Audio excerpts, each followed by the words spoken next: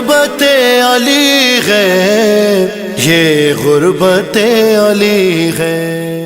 بابا آپ کے بعد اتنی مصیبتیں آئی کہ اگر یہ دنوں پہ پڑتی ہیں تو یہ دن نہ رہتے، سیاہ تاریک رات۔ عزادار جملہ اور سنو گے، بی بی فاطمہ اپنے آخری دنوں میں ایک جملہ بار بار کہتی تھی، اللہم عجل وفاتی سریع، پروردگار فاطمہ کو موت جلدی دے دے۔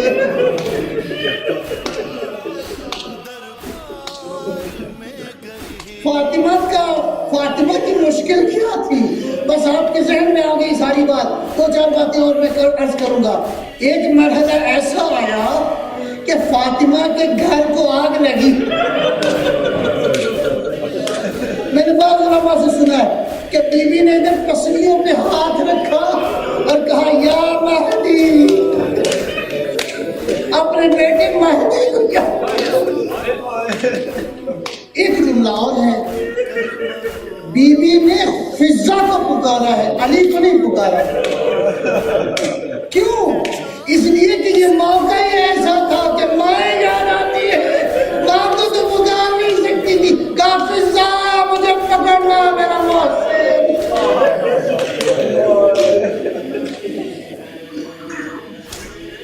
راوی کہتا ہے یہ منظر حسین نے دیکھا۔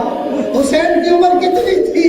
22 سال کا بچہ تھا۔ ماں کی یہ حالت دیکھ کے گھبرا گیا، بھاگتا آ گیا مولا کے پاس، کہا بابا بابا ماں مر گئی۔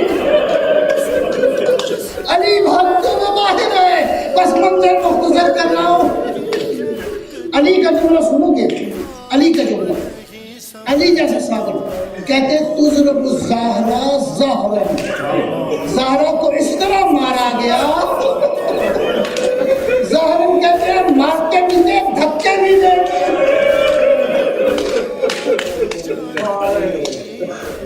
کسی نے امام صادق سے پوچھا مولا آپ کی دادی کی شہادت کیسے ہوئی؟ عجیب ہے، امام نے یہ نہیں کہا کہ میری دادی کا محسن شہید ہو گیا، میری دادی کے گھر کیا ظلم ہوا، کہا میری دادی کے ہاتھ پہ قلفز نے جو ضربے لگائے، تلوار کا غلاف لکڑی کا تھا۔ بعض علماء کہتے ہیں اس غلاف سے ہاتھوں پہ اتنا مارا، بدن پہ اتنا مارا۔ امام مجتبیٰ کہتے ہیں کہ ایک مرحلہ ایسا ہے لطمہا، میری ماں کے چہرے پہ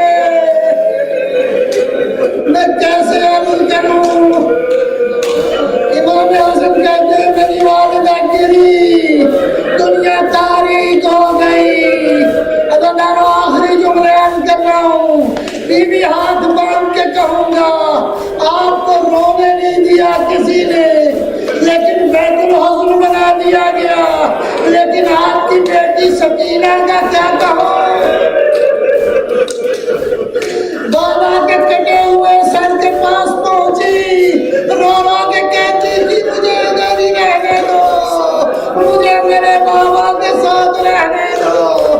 ایک ظالم آیا، اس نے چوٹیوں سے پکڑا، اور رونے کے لیے کون سی جگہ ملی؟ زندان شام تھا۔